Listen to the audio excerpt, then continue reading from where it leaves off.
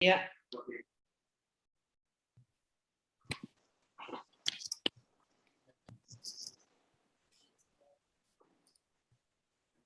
Pero,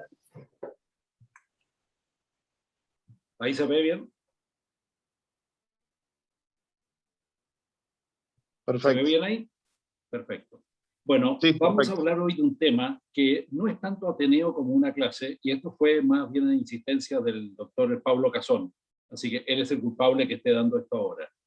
Esto en base a cosas que desarrollamos nosotros el año pasado. Entonces, siempre hay un tema cuando hablamos de melanoma, que es cuándo hay que tratar para no estar tratando un nevus y cuándo hay que tratar para no dejar que se nos escape un melanoma. Entonces, hay que tratar cuando hay un diagnóstico de melanoma. Por eso es muy importante poder hacer un diagnóstico lo más temprano posible. Acuérdense que en los pacientes con melanoma hay riesgo de vida porque podemos tener metástasis y los pacientes se mueren. Hay riesgo de perder el órgano. Cuando crece mucho el tumor se pierde el órgano en muchos casos. Y está el riesgo de perder la visión, pero en estos casos normalmente, comparativamente con los otros, es lo que menos nos interesa. Si perdió el ojo, obviamente perdió la visión, y si perdió la vida, no nos importa mucho la visión. Entonces hay que acordarse que los melanomas son tumores malignos que a mayor tamaño tienen mayor malignidad y por lo tanto mayor mortalidad. De ahí la importancia de agarrarlos cuando son chiquitos, pero sin tratar nevus. ¿Cómo se hace el diagnóstico? Bueno, esto lo hemos insistido 1.000.000 de veces a lo largo de los últimos años. El examen habitual de un melanoma o de cualquier tumor ocular para el caso, es examen oftalmológico, o sea, biomicroscopía, fondo de ojo, fotografía, que hoy lo consideramos inapelable, o sea, tiene que haber una fotografía de fondo de ojo, y esto con exámenes complementarios. ¿Qué exámenes complementarios? Lejos el más importante es la ecografía, es fundamental. Pero hay otros exámenes complementarios, como son el OCT, la autofluorescencia, RFG, que en muchos casos nos van a servir. Yo no digo que sean descartables, porque sirven, pero no son estrictamente necesarios la mayoría de las veces. Y la biopsia es algo excepcional que lo guardamos para casos muy especiales y que la haremos quizá una vez cada 100 casos o algo por el estilo. ¿Ah? O sea, es muy raro tener que diagnosticar un nevus, un pequeño melanoma, por una biopsia. Y nada fácil. Entonces, cuando hablamos de melanomas o supuestos melanomas, que son tumores medianos o grandes, el diagnóstico por lo general suele ser bastante sencillo, incluso para un no experto. Es básicamente mirar el fondo de ojo y la ecografía. ¿Tá? Ojo, no miren el fondo de ojo y hagan un diagnóstico, porque sin la ecografía muchas veces se van a equivocar, y no confíen en las fotografías digitales, porque las fotografías digitales como estas falsean el color, hicieron creer que este era un melanoma, de hecho le pusieron una placa, y este paciente perdió su único ojo bueno porque el otro ojo era amblíope. ¿Tá? Y esto no era un melanoma, era una exudativa periférica. Entonces, no confíen en fotografías que no sean de color verdadero. Ahora, vamos a nuestro problema, que son las lesiones melanocíticas pequeñas. Nosotros tenemos una pequeña mancha pigmentada. ¿Cómo la distinguimos? ¿Esto es un nevus chico? ¿Es un melanoma chico? ¿Qué es lo que es? Entonces, claro, yo puedo decir, bueno, este tiene pinta de malo, este tiene pinta de bueno, pero no es muy definitivo eso. En su momento, en los años 80, el estudio del COMS, el Collaborative Ocular Melanoma Study, hizo una clasificación por tamaño. Pero la verdad es que no nos ayuda en nada, porque ir midiendo a una bala a ver si esa bala es peligrosa o no, no es muy práctico. Entonces la realidad es que no nos da diagnóstico, nos da una idea y nada más. Entonces aparecieron las reglas mnemotécnicas ya hace bastantes años para tratar de acordarse de varias características de los nevus que hacen pensar que van a ser melanoma. ¿Cuáles son esas características? Lo que se llaman signos de riesgo de crecimiento. O sea, esto se viene viendo ya hace 30, 40 años o más, que hay ciertas características que nos hacen pensar que esto está creciendo, que esto puede crecer a corto plazo. Los Shields hicieron un trabajo genial, que lo presentaron en los 90 primero, este fue más completo ya en el 2009, con una regla mnemotécnica para hacernos recordar todos los parámetros que eran riesgo de crecimiento. Entonces sacaron una regla mnemotécnica que era to find small ocular melanoma using helpful hints daily. Es re fácil. ¿Ah? Con la T para el tamaño, espesor, F para fluido subretinal, S para síntomas, O para orange pigment, o sea, pigmento naranja, M para el margen del nervio óptico, la U para ultrasonido hueco, la H para halo hipopigmentado y la D para drusas ausentes.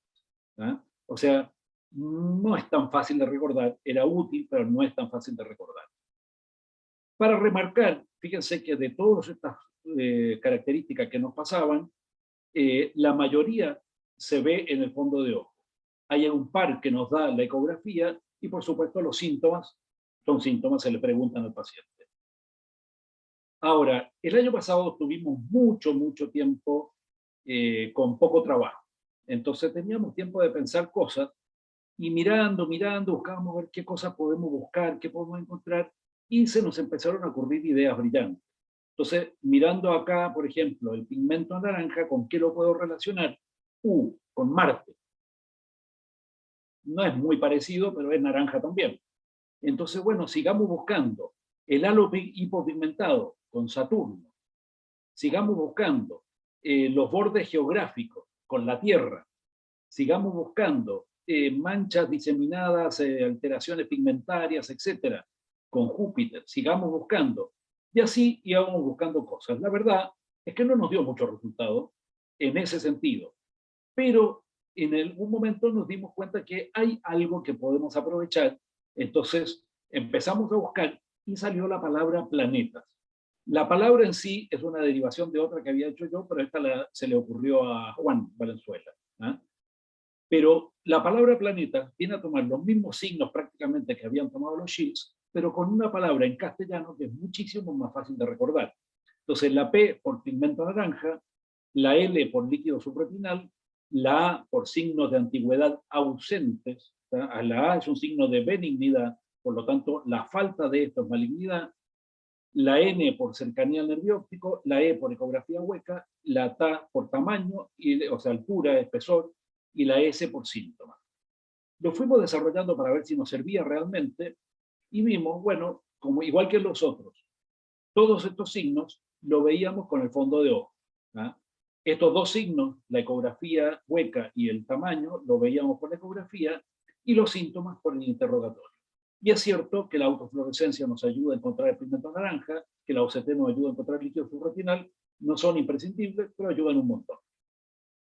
Entonces, ya tenemos nuestra regla mnemotécnica, que suena bastante lógica, que suena bastante fácil de acordarse, entonces empezamos a probarla, empezamos a experimentarla. Veamos con la P, pigmento naranja. Entonces, nosotros vemos acá, y es bastante fácil ver a simple vista, ¿tá? Y de hecho, acá vemos en la autofluorescencia que no solamente vemos el pigmento naranja, sino que vemos signos de exudación. O sea, aquí o hay líquido en este momento, o hubo líquido alrededor del tumor, o por fuera del tumor. En esta de acá, no es tan obvio el pigmento naranja así a primera vista, porque se ve más blanquecino, pero acá salta a la vista que hay pigmento naranja. En este tampoco es tan obvio, se ve, pero no es tan obvio, salta a la vista que hay pigmento naranja y se ven signos de exudación también. O sea, es un buen signo, fácil de ver, fácil de ver cuando uno tiene el ojo hecho y más fácil de ver si uno hace una autofluorescencia. El líquido subretinal. Cuando yo hablo de líquido subretinal, yo ahí lo defino como líquido que está por fuera del tumor. Si ustedes han hecho, que todos ustedes habrán visto a lo largo de su vida, OCTs encima de un hemangioma, encima de un nevus, encima de cualquier tumor crónico, van a ver que muchas veces la retina como que se va atrofiando, se va muriendo y se desprende que es una situación, digamos, más bien de retina muerta que de exudación. Entonces yo hablo acá de desprendimiento de retina cuando el desprendimiento de retina es por fuera de los bordes del tumor. Este es un tumor diminuto, que está cerca del nervio óptico, pero tenía un desprendimiento de retina que sobrepasaba los límites. ¿Ah? Y este es un tumor que está alejado de la mácula, pero sin embargo la mácula está desprendida. Entonces, en estos dos, este factor es positivo. Este de acá, lo mismo, no está tocando la mácula y sin embargo hay líquido bajo la mácula, este factor es positivo. ¿Ah? Acá vemos los signos de antigüedad. Acuérdense que cuando hablamos de antigüedad, la ausencia de estos signos es un signo de riesgo. ¿Ah? O sea, lo tomamos por el contrario. Entonces, la falta de halo hipopigmentado como acá, alteraciones pigmentarias como acá, drusas alrededor o encima como acá, como acá, como acá, todas esas ausencias, como se ve aquí, esto es un signo de riesgo. Esto, la falta de esos signos, es un signo de riesgo. Después seguimos por la N del nervio óptico. Este está lejos del nervio óptico, un poco menos de riesgo. Este está cerca del nervio óptico, un poco más de riesgo. Igual acá ya podemos ver que este tiene signos de antigüedad y este no tiene signos de antigüedad. Lo tomaríamos más en serio a este que a este, pese a que este es mucho más grande, ¿verdad? Pero son puntos que hay que verlos por separado. La ecografía hueca. Cuando nosotros hacemos una ecografía, y la ecografía es de baja reflectividad, especialmente si tiene excavación coroidea, tiene movimientos vasculares detectables, muchas veces con la misma ecografía podemos ver que hay un desprendimiento de retina en el borde, todo eso, pero es básicamente la ecografía hueca, es un alto signo de riesgo de crecimiento. La T de tamaño, ¿tá? Cuando tiene más de 2 milímetros de espesor, ¿tá? Yo puedo tener 2 milímetros de espesor con muy alta reflectividad, que no es un gran riesgo, 2 milímetros de espesor con muy baja reflectividad, que sí es un gran riesgo, y alrededor de 2 milímetros con alta reflectividad, que es bastante dudoso, es de poco riesgo. ¿Tá? Entonces, hay un montón de lesiones que son muy chicas, habitualmente de alrededor de un disco de diámetro nada más, que a estas lesiones yo no le doy importancia real en cuanto a patología actual. O sea, cuando encontramos estas pecas que son muy, muy frecuentes, quizá en el 5% de todas las personas de tez blanca, solamente le sacamos una fotografía y le recomendamos un control anual. ¿Tá? ¿Cuáles son las posibilidades de que alguna de estas pecas sea un melanoma? Y muy pocas. Pero la verdad es que todos los melanomas salieron de una peca de este tamaño. Así como todos los árboles nacieron de una semilla, todos los melanomas nacieron de alguna peca. Entonces hay que controlarlo. Yo cuando veo esto sin signos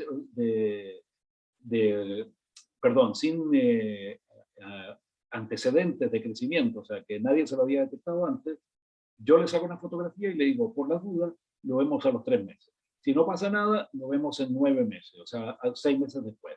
Si no pasa nada, una vez por año. ¿Tá? Pero no dejo de controlarlos y he visto a varios de estos crecer. eh, por último, vamos a la S de planetas, que son los síntomas. Los síntomas normalmente son secundarios a la ubicación del tumor y a la producción de líquido. ¿Tá? Este tumor está incluyendo la mácula, así que es obvio que nos va a producir síntomas. Este tumor está desprendiendo la mácula, este otro también está desprendiendo la mácula, y este otro se está cruzando y está produciendo una sombra. ¿Tá? Pero normalmente nos referimos por síntomas a cosas relativamente subjetivas, o sea, el paciente ve una mancha, ve un movimiento, se le torció la visión, está viendo luces, y no tanto a que simplemente le baje la visión, porque cualquier nervio que está en el polo posterior, con el tiempo va a ir produciendo disminución de visión. Entonces ahora se nos alinearon un poco los planetas. Nosotros ya podemos alinear todos estos signos, y según la cantidad y la calidad de estos signos, podemos decir que hay mayor riesgo de crecimiento o no. Entonces, comparemos to find small ocular melanoma using helpful hints daily contra planetas. ¿Ah? Al que no le parezca más fácil, que ni me hable. ¿Ah? Pero realmente es bastante más fácil. Y estamos tomando prácticamente las mismas cosas. Acá vamos a evaluarlo, cómo funciona esto. Bueno, aquí estamos viendo una lesión pequeña y en realidad la miramos, es chiquitita, tiene drusas en la superficie, es de alta reflectividad, no tiene 2 milímetros. Entonces, pigmento naranja no tiene, líquido no tiene, signos de antigüedad sí tiene, por lo tanto lo ponemos como negativo en este caso. Está lejos del nervio óptico, básicamente no tiene ningún signo de riesgo, entonces la ecografía no es hueca, el tamaño no es de 2 milímetros y no tiene sintomatología. Este paciente es para control anual y nada más, ¿no? Porque ya tiene signos de antigüedad. Si no tuviera ningún signo de antigüedad, pensaría, pero es observar y punto. Ahora tenemos otra lesión que puede ser igual de pequeña, pero tiene signos de riesgo. En este caso, ¿qué tenemos? Tiene pigmento naranja, tiene líquido subretinal, no tiene signos de antigüedad, está cerca del nervio óptico, la ecografía es hueca, es de baja reflectividad, el tamaño no llega a los 2 milímetros, es el único que es negativo, y sintomatología tiene porque está desprendida la retina. Entonces tenemos acá casi todos los signos de riesgo. Quiero aclarar que de todos estos signos de riesgo, algunos nos importan más que otros. Por ejemplo, eh, la antigüedad es importante cuando no tenemos antecedentes, pero la más importante yo le diría que es la ecografía hueca, o sea, baja reflectividad, el tamaño de más de 2 milímetros. Si algo tiene más de 2 milímetros y además tiene baja reflectividad, es altamente sospechoso. Y el pigmento naranja es altamente sospechoso. ¿Ah? Yo le diría que son las tres más importantes. No hacemos todo el uso que hicieron los Shields de 1.000.000 de estadísticas, porque al final ellos explicaban todas las estadísticas, que se tenían 2 signos, que se tenían 3 signos, que se tenían 4 signos, pero en la práctica ellos miraban el fondo de ojo y decían esto parece, esto no parece, por el aspecto general. ¿Tá? En este caso, tratar.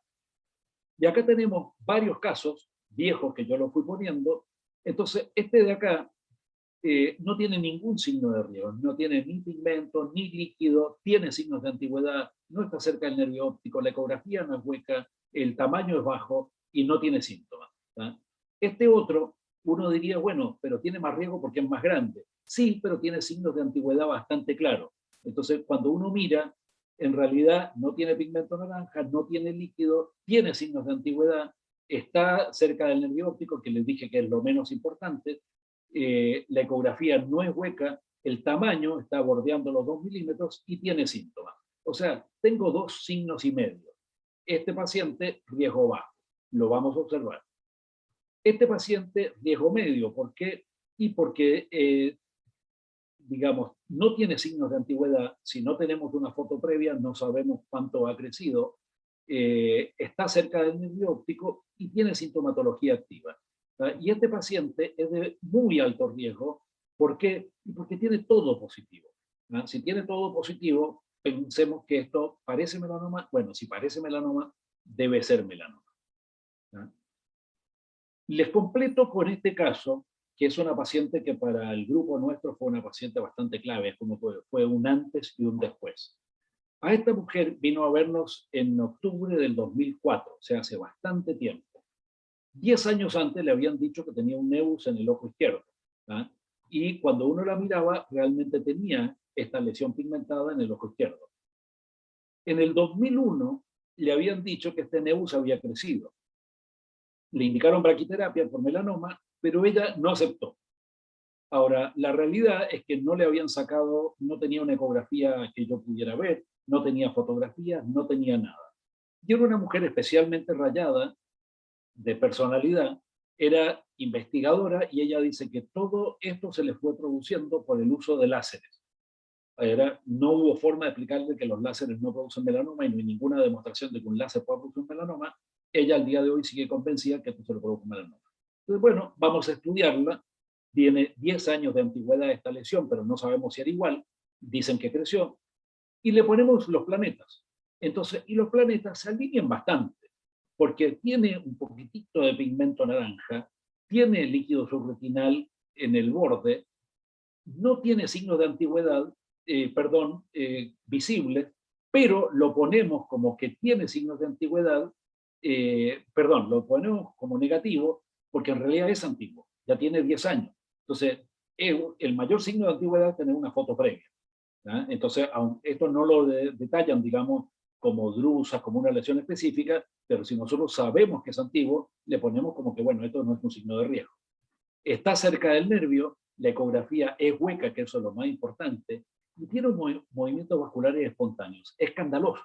Entonces, ustedes ven esto y tiene ecografía hueca, más de 2 milímetros, movimientos vasculares espontáneos, ¿tá?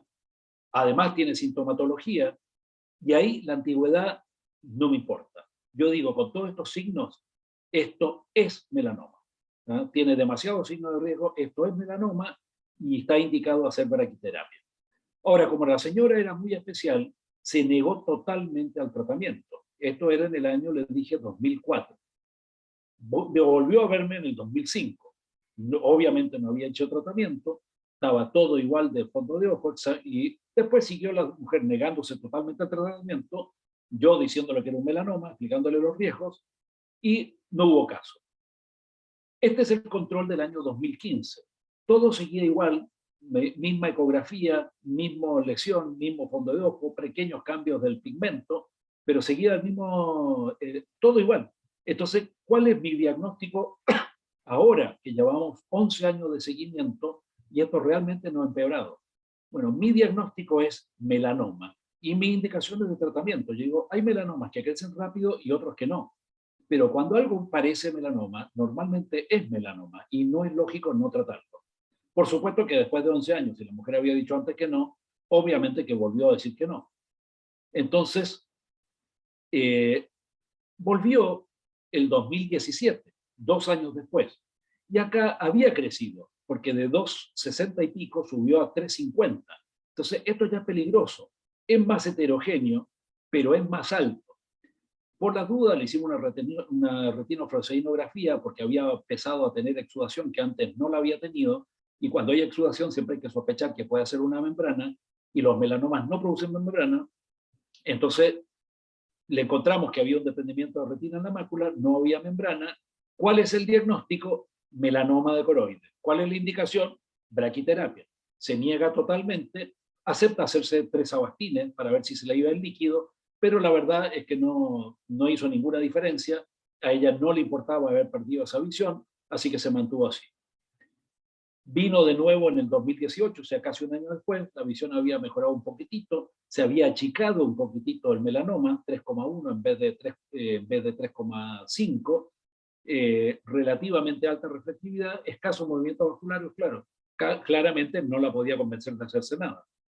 Entonces quedamos en que seguimos con los controles anuales y viene en vez de al año y medio, casi 2 años, y ¡pac!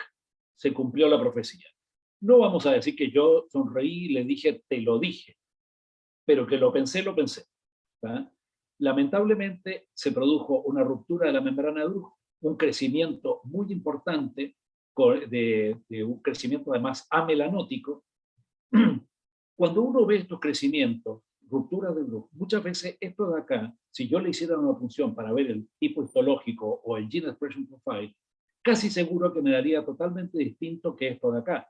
Esto de acá probablemente me daría 1A y esto probablemente me daría 2 por la velocidad con que creció, porque pasó de 3,1 a 6,2 en un año y medio. Es un crecimiento al doble. ¿Eh? Entonces, la estructura era alta, relativamente heterogénea, fungiforme, tenía movimientos vasculares espontáneos, y acá le volví a indicar el tratamiento, la visión había bajado cuantas días, y ella ya viendo esta imagen y viendo esta ecografía, finalmente se convenció, le hicimos el tratamiento, a los 4 meses recién, o sea, no se convenció tan rápido, le hicimos la braquiterapia, la placa quedó bien centrada, el tumor estaba igual que 4 meses antes. Con el tiempo, el tumor hizo una necrosis tumoral, o sea, toda esa cabeza que había crecido rápido se murió, por así decirlo, entonces se produjo mucha exudación. Ella igual ya estaba viendo cuentadedos, no quiso hacer ningún tratamiento para esto. La altura a principios de este año había bajado a 4,3 milímetros, claramente está respondiendo. Ahora, esta mujer arriesgó la vida, ¿eh? Porque realmente pasar de un estado al otro y probablemente le subió todos los signos de riesgo y probablemente tenga mucho más posibilidad de hacer metástasis, estadísticamente. Entonces, el seguimiento en estos casos es riesgoso. Hay varios trabajos que muestran que el crecimiento es lento, especialmente en las primeras etapas del melanoma, entre 1 milímetro y medio por año de altura, pero suele ser lento. Esto es una regla general, no se aplica a cada caso. Y lo que es importante es que el riesgo de metástasis de un melanoma aumenta más o menos un 5% por cada milímetro de diferencia. Eso es un trabajo que hicieron los Shields con miles de casos y le dieron más o menos esos números. Entonces, el tamaño importa.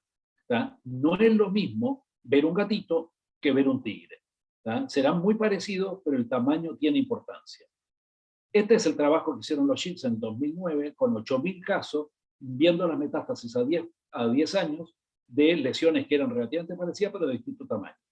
Ustedes ven que se estanca más o menos en el 50% en los tumores grandes, pero es mucho más bajo en los tumores chicos. Entonces, si nosotros tratáramos todos los tumores dentro de los 2-3 milímetros, y tendríamos 10-15% de metástasis, que es una diferencia enorme con el 51% de metástasis de los tumores grandes. Entonces, Les insisto, esto es un trabajo de Tero Quivela, pero que insiste que el diagnóstico es con ecografía y con fondo de ojo. La biopsia es para casos sospechosos de ser otra cosa, de ser metástasis, de ser alguna otra cosa, no para lo normal. Entonces, conclusiones, el diagnóstico es clínico. Ustedes fíjense que salvo la ecografía, todo lo demás es mirar y fotografiar.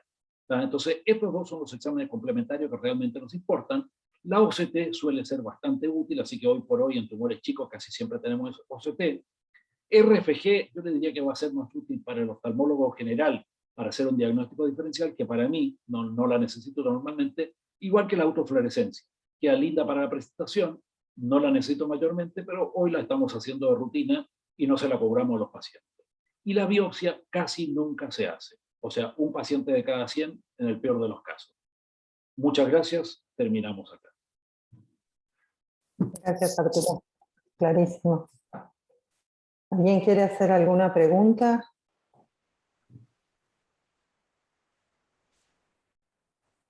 Bueno. Sebas, Los dejamos apabullados.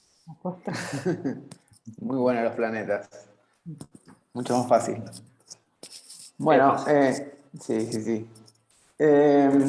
Tenemos el agrado de presentar al doctor Alex Fonollosa, que está conectado, creo, que va a hacer la presentación. El doctor es Hola Alex, ¿cómo estás? Bienvenido. Gracias. ¿Cómo estás? Muy el doctor es consultor del Hospital Universitario Cruces de Bilbao, es coordinador de retina y uveitis del Instituto Oftalmológico de Bilbao, es miembro de la Sociedad Española de Inflamaciones Oculares y además es un gran amigo que me ha dejado de la pandemia, esto de la virtualidad.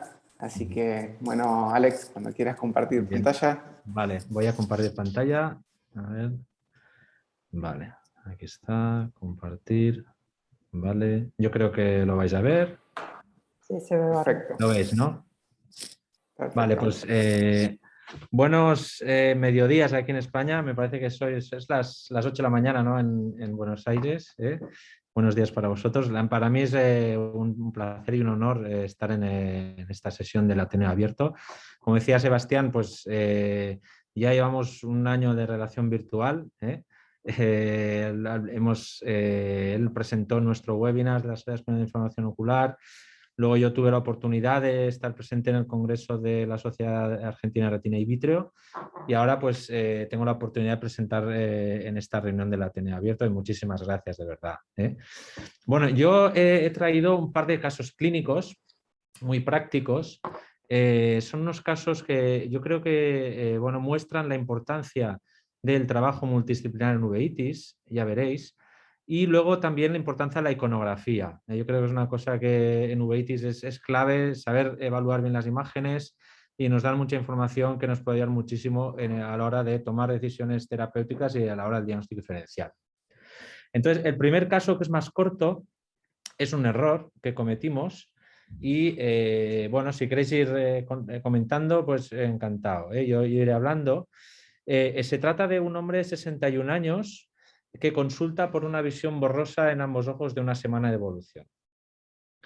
Él, como antecedentes generales, estaba siendo tratado por una fibrilación auricular paroxística en tratamiento con anticoagulantes, esos momentos en ritmo sinusal parece ser, y solo refería pues, que últimamente tenía un poquito de rinorrea sanguinolenta, epistaxis, que igual se atribuía al síndrome. A la exploración, la agudeza visual era 0,5 y 0,4 y no había células en la cámara anterior, en ambos ojos. La presión intraocular era 12 milímetros de mercurio. Y este era el aspecto del fondo de ojo. No había células en el vítreo. Y estas son unas imágenes de multicolor que, a diferencia de la retinografía convencional, los colores son algo distintos y te dan una imagen un poquito más en 3D, más tridimensional. Llama la atención sobre todo unos pliegues coroideos, en los dos ojos, más evidentes en el ojo izquierdo. Y también en el polo posterior del ojo izquierdo se ve que está elevado, que hay presencia de fluido subretiniano.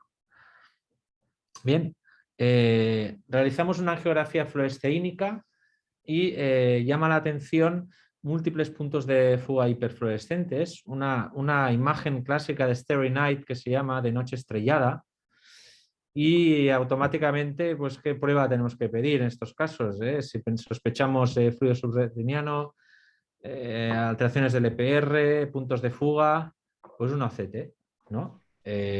Solicitamos una OCT cuyos cambios más evidentes era la presencia de este fluido subretiniano, pero bueno, si investigamos un poquito más, pues hay pliegues coroideos en el ojo derecho, hay una hiporreflectividad de la coriocapilar y una pérdida del patrón granular de la coriocapilar, lo cual significa que realmente hay mucha infiltración coroidea que está produciendo incluso cierto grado de isquemia de la coriocapilar. Y con estos hallazgos, bueno, automáticamente, un poco de manera arrogante, diría yo, incluso diagnosticamos al paciente. Ya digo, ya está, ya sé lo que tiene. Y vosotros seguramente estaréis pensando también lo que tiene en contexto de uveitis, desprendimiento de retina exudativo bilateral, engrosamiento coroideo, múltiples puntos de fuga hiperfluorescentes. Como todos estáis pensando en estos momentos, diagnosticar al paciente de un síndrome de Bot-Koyanagi-Arada. Automáticamente, en estos casos, en nuestra unidad son pacientes que tratamos con pulsos de metilprednisolona, 500 miligramos, 3 pulsos intravenosos y empezamos con corticoides a dosis orales, y son pacientes que desde el principio inmunosuprimimos. Nosotros en la consulta que tenemos multidisciplinar son los viernes con la internista, y este paciente vino un lunes, entonces bueno, llamamos a la internista, oye, que tenemos una arada, que hay que poner pulsos, y ella se encarga un poquito de toda la gestión en el hospital de día. Pues tenemos una unidad de hospital de día y ahí se ponen los tratamientos intravenosos, etc.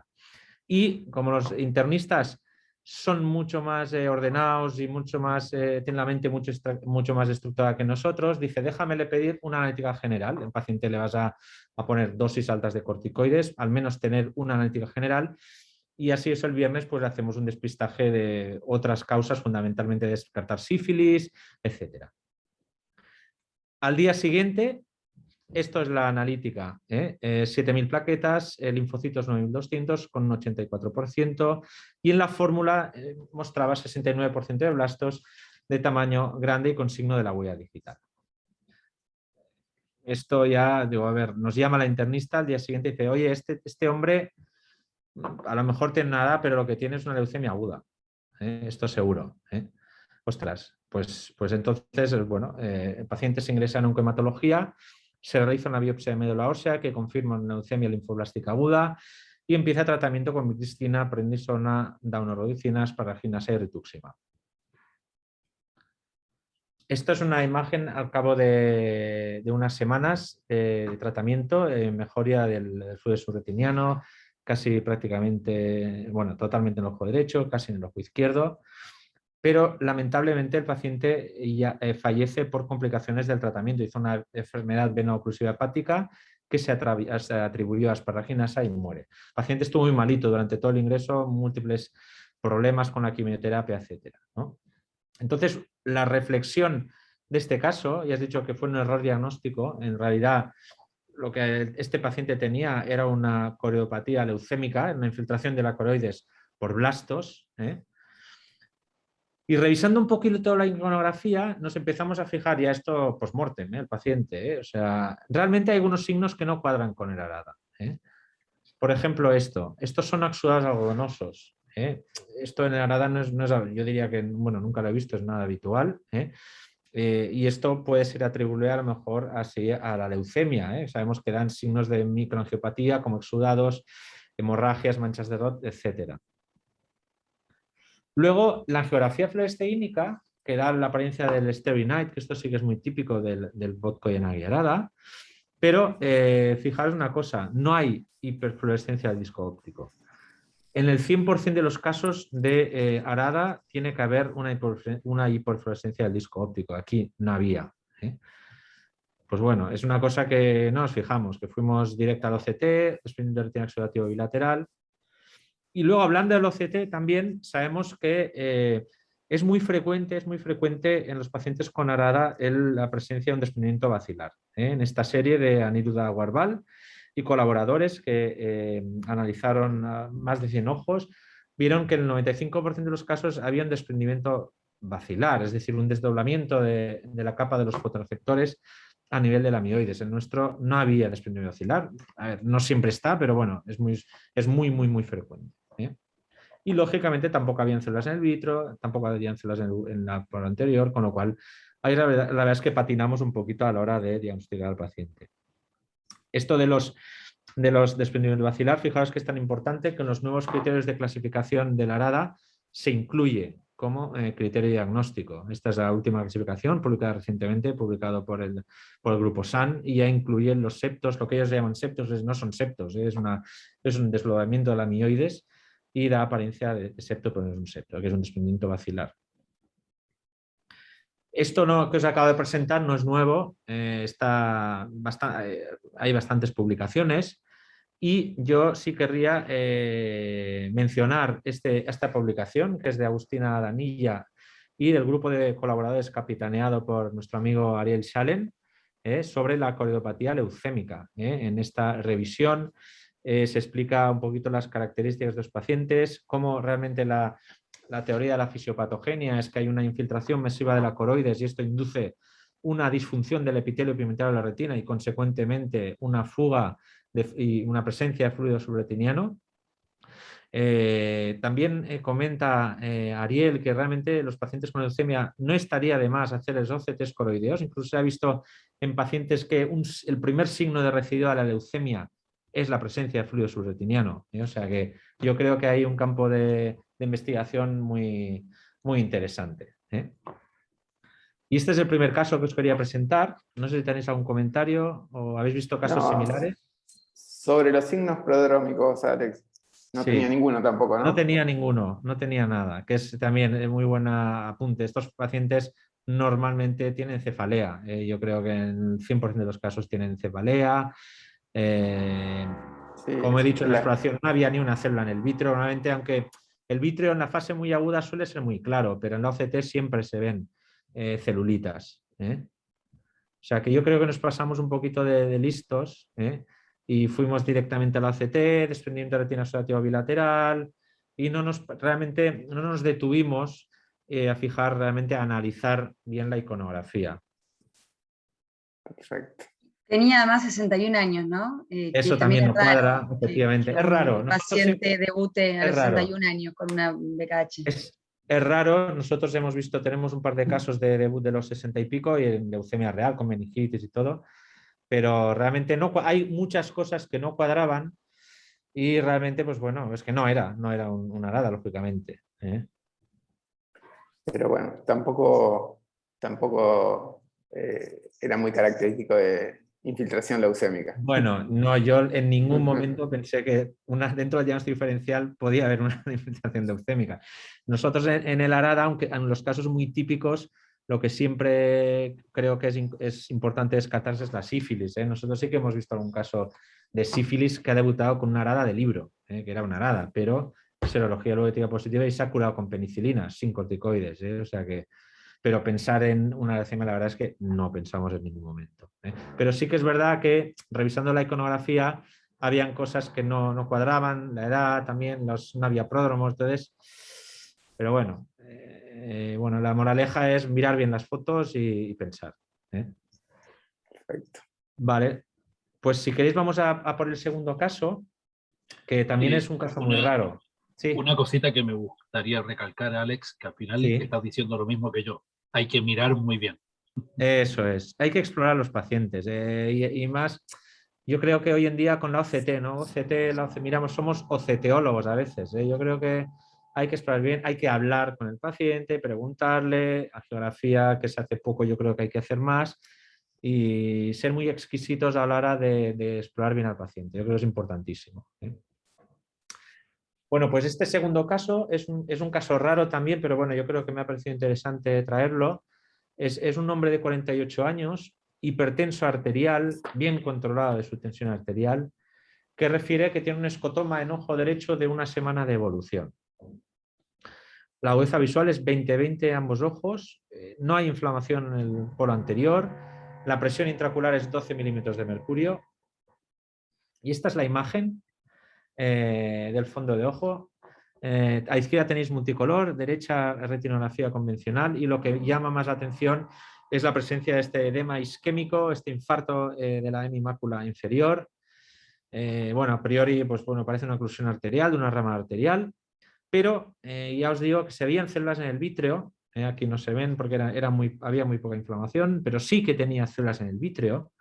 Y luego, si nos fijamos en las arterias, las ramas arteriales parece que están envainadas, parece que están envueltas por un infiltrado blanquecino muy, muy sutil, pero sí que hay hemorragias también.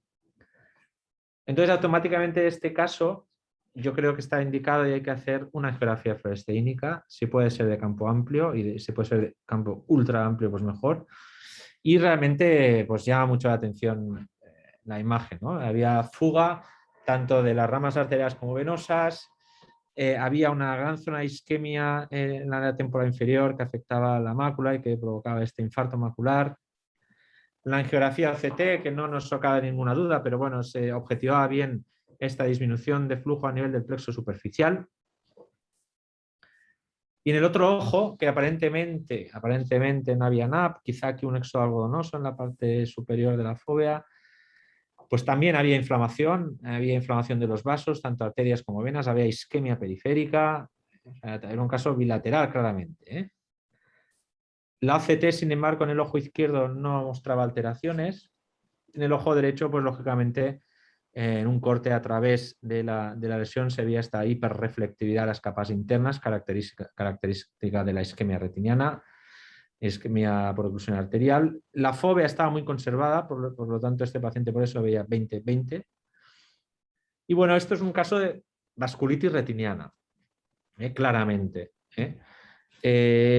Vasculitis retiniana, la clasificación de la vasculitis retiniana, todavía estamos a la espera que el grupo SAN establezca una clasificación estandarizada y que podamos utilizar en la práctica clínica a la hora sobre todo de hacer un diagnóstico diferencial. Hay algunas clasificaciones un poco farragosas publicadas en la literatura y yo creo que se comete el error a veces de meter estas clasificaciones patologías que aunque sí que tienen algo de inflamación vascular, ahora veréis unas imágenes como puede ser el Beershot o puede ser las pars planitis, porque a ver, al final no son vasculitis como tal, sino la vasculitis es un fenómeno acompañante. Entonces yo tengo una clasificación que me va muy bien a la hora de identificar a los pacientes y hacer un diagnóstico diferencial.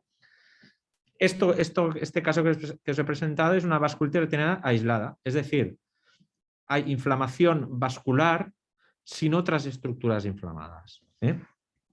Lo que os comentaba, hay algunas clasificaciones que meten a las vasculitis al Beershot, que de acuerdo que hay vasculitis retiniana, lógicamente, pero es una coroiditis estromal el Beershot, hay vasculitis retiniana, pero no es una cosa principal, mucho menos a lo mejor también en las pars planitis, que lógicamente hay flebitis periférica, esto es una vasculitis, pero el fenómeno, la inflamación predominante es el vítreo, ¿no? Entonces, yo creo que a la hora de orientar o de abordar un caso de vasculitis, es importante saber si estamos delante de una vasculitis retiniana aislada, es decir, vasculitis, o sea, inflamación de los vasos y ya, y otras enfermedades como el Beershot, la uveitis intermedia, que además tienen vasculitis. Entonces, este era un caso de vasculitis retiniana aislada, en el que es importante para hacer un diagnóstico diferencial saber si tenemos fenómenos oclusivos, si es predominante venosa o arterial o ambas, si es difusa, sectorial o periférica. Y luego lo segundo es pensar si estamos ante una entidad que puede ser puramente ocular, es decir, que no hay alteraciones sistémicas, o si tiene alguna enfermedad sistémica asociada. Hay algunos cuadros de vasculitis retinianas aisladas oculares que son muy característicos, como el Frosted Branch Angeitis, la angeitis en escarcha, el síndrome de Irvan o neuroretinitis con vasculitis y aneurismas, y el ILS, que aunque sabemos que se asocia a tuberculosis, frecuentemente son vasculitis retiniana, que es lo que se asocia es una infección latente, que no suele haber un cuadro general de tuberculosis, ¿no? Y luego están las vasculitis retinianas aisladas en el contexto de enfermedades sistémicas. Tenemos todas las vasculitis sistémicas, como la PAN, la granulomatosis con poliangeitis, la granulomatosis eosinofílica, el Horton Takayasu, vasculitis leucocitoclástica. Es muy raro que una vasculitis sistémica de vasculitis retiniana. Es muy raro, en porcentaje es bajísimo. Lo más habitual de estas vasculitis sistémicas en cuanto a afectación ocular son las escleritis, episcleritis, ojo seco, etc. Alteraciones de polo anterior, pero vasculitis retiniana en un contexto de vasculitis sistémica, tipo PAN, tipo Wegener, etc., excepcional. Luego otro es el síndrome de Susak, el BSET, lupus, sarcoidosis, infecciones sistémicas, o son los sospechosos habituales como la sífilis, TB y bartonellosis.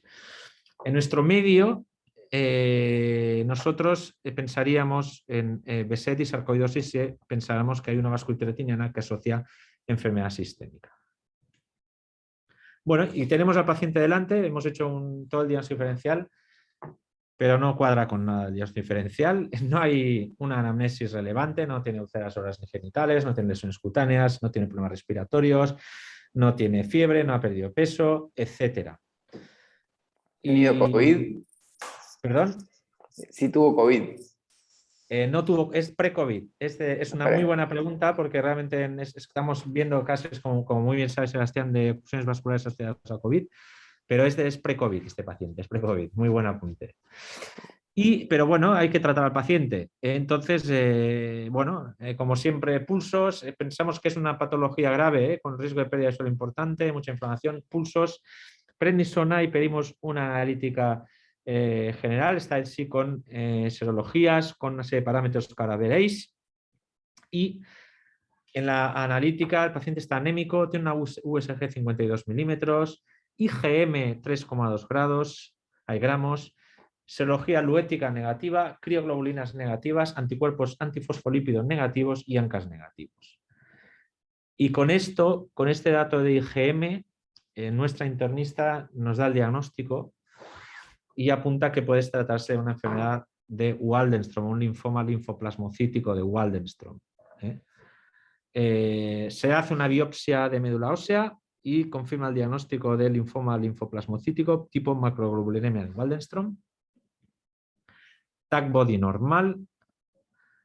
Esto es la evolución después de los 3 pulsos y nada, a la semana de estar con 30 miligramos de corticoides. Lógicamente el edema isquémico se va reduciendo, la hiperreflectividad. Tiene alguna hemorragia, como podéis ver en la arcada temporal superior. Y bueno, 2 palabras sobre el Waldenström, que es un linfoma linfoplasmocítico. Hay 1.500 casos nuevos en un año en Estados Unidos y es un linfoma cuyo rasgo principal es la producción exagerada de IgE. Las manifestaciones de este linfoma se deben a infiltración celular de la médula ósea, de las adenopatías, pero también manifestaciones derivadas de la hiperproducción de IgM. La más habitual, la hiperviscosidad, y después también la propia IgM tiene propiedades inmunológicas que pueden dar lugar a manifestaciones sistémicas, como pueden ser neuropatías autoinmunes o fenómenos de crioglobulinemia. En este sentido, pues hay algunos casos asociados o descritos en la literatura de vasculitis del sistema nervioso central asociadas a Waldenström, casos de vasculitis por crioglobulinemia en pacientes con Waldenström. Es un linfoma bastante benigno, con una mediana de supervivencia de 7,4 años, y los hematólogos tratan a estos pacientes en unas circunstancias muy concretas, que son si hay unas alteraciones analíticas muy importantes, como anemia, pocas plaquetas, que son atribuibles a una enfermedad avanzada, a muchas adenopatías, organomegalia, etc. Si hay síntomas B de fiebre, sudores nocturnos, pérdida de peso, si hay neuropatías, nefropatías, amiloidosis, crioglobulinemia sintomática y si hay síntomas de hiperviscosidad. Waldenström y retina. Lo más habitual, lo que está más descrito en la literatura, son oclusiones venosas retinianas por hiperviscosidad. También oclusiones arteriales y desprendimiento de retina exudativo bilateral cuya patogenia no está muy clara. Estos son casos publicados en la literatura. Seguro habéis visto, si no en Waldenström, en otros procesos hematológicos con trombosis de venación de la retina bilaterales. Esto es lo que os comentaba de desprendimiento de retina exudativo bilateral, de etiopatogenia no clara, e isquemia macular en este caso objetivada como muy bien un aumento de la ZAF, en este caso con la geografía fluoresteínica. Da uveitis el Waldenstrom o da procesos inflamatorios oculares. Es muy raro. Hay casos descritos de retinopatía autoinmune. Hay un caso de corioretinopatía tipo Birdshot y hay casos de escleritis. Estos son dos casos de retinopatía autoinmune en contexto de Waldenstrom. Este es un caso muy bonito del grupo de Nidasen de Birdshot o pseudo Birdshot asociado al Waldenstrom. Realmente el aspecto del fondo de ojo es un Birdshot y tras tratamiento para el Waldenstrom, fijaros cómo se resuelven las lesiones de manera espectacular y casi ad integrum. Y luego hay casos de escleritis asociados a Waldenströms de publicación de Rosenbaum. No hay ningún caso en la literatura que yo sea consciente de vasculitis retiniana asociada a Waldenström en concreto. Sí a otros tipos de linfoma, pero en este caso concreto no. Y en este caso nosotros al principio teníamos un problema con los hematólogos porque ellos nos decían, bueno, pero ¿tiene hiperviscosidad o no tiene hiperviscosidad? Porque si tiene hiperviscosidad es criterio de tratamiento, porque si no, no, porque parece ser que se basan sobre todo en cómo repercute el Waldenström al paciente. Si un paciente está muy jodido y tal, los tratan, si solo es un hallazgo analítico, que a veces pasa, no los tratan. Digo, a ver, no tiene un cuadro florido de trombosis venosa, pero yo creo que el mecanismo probablemente sea mixto, es decir, hay una vasculitis retiniana por fenómeno autoinmune asociado a Waldenström y cierto grado de hiperviscosidad, que es el responsable de la oclusión arterial. Entonces, al principio no querían tratar al paciente y tuvimos que bypasear al hematólogo y contactamos con otro hematólogo que al final dijo que sí, que le iba a tratar y que no había ningún problema. Y recibió, pues esto son cosas de los hematólogos, una pauta de rituximab, ciclofosfamida, dexametasona en 8 ciclos. Y esto es el aspecto 8 meses después, con una IgM de 1.2 gramos, partíamos de 3 y pico, con una agudización visual de 20-20 y lógicamente una secuela de atrofia de la mácula inferior secundaria a esa oclusión arterial. Y este es nuestro grupo de la unidad de uveitis, que hemos trabajado intensamente en estos casos, que son unos casos muy de interna. Realmente tampoco había pensado yo en un Waldenström cuando vi este paciente, pero bueno, recalcar la importancia de las unidades multidisciplinares a la hora de manejar pues, este tipo de pacientes. Y eso es todo. Excelente, Alex. Tengo dos preguntas, porque como decís vos, la parte multidisciplinaria muchas veces es muy difícil, por lo menos en nuestro medio. Si lo hubieras tratado, ¿modificaba algo en el diagnóstico? ¿Les perjudicaba en algo? Si lo hubieras tratado salteando a los hematólogos. O sea, un caso así, yo quizás lo hubiese tratado quizás sin pasar por los hematólogos. Sí. Yo creo que este caso, si no hubiera tenido ni idea que tenía un Waldenström, era un caso típico de tratar con corticoides y inmunosupresores de entrada. Bien. Igual le hubiera ido bien al Waldenström para su linfoma, probablemente cierto efecto hubiera tenido. Pero al final yo creo que bueno, están las pautas que están establecidas, son los tratamientos que realmente son eficaces y es lo que le va a ser más beneficioso, desde luego. Perfecto, pero no hubiera enmascarado el diagnóstico. No lo sé, yo creo, no lo sé. Fíjate, con toda la tralla que ha llevado en 8 meses, 8 ciclos de quimio con rituximab incluido, le ha bajado la IgM, pero no la ha normalizado. O sea que no sé si enmascarar del todo lo hubiera enmascarado. Porque es algo que debatimos y hablamos bastante seguido con Agustina, con Emilio, de que muchas veces vemos casos de vasculitis que mandan a estudiar y pasan meses y cuando vuelven los pacientes ya estamos con afección macular o con secuelas más graves, entonces a veces nosotros tenemos la premisa un poco de descartar las infecciosas, que es lo más rápido que podemos descartar y tratar, y después hay tiempo para estudiar al paciente. Fíjate que nosotros a este paciente, sin tener diagnóstico, le pusimos pulsos y corticoides de entrada. Aquí nosotros, hay una frase que me gusta mucho, que es manejar la incertidumbre en uveitis, y realmente no te tienes que empeñar a veces en poner un nombre y apellidos, sino descartar la infección, que en nuestro contexto es descartar sífilis y tuberculosis y ya, y si el paciente te explica algo más, pues vale, pero descartadas estas infecciones, asumir que es autoinmune y no tener miedo y inmunosuprimir, porque es que al final si estás esperando a ponerle un nombre y apellidos y tal, pues te vendrá con esquema macular. Estoy totalmente de acuerdo con esta estrategia. Hola Alex, muy bueno el Hola, caso. Emilio. Hola, ¿qué tal?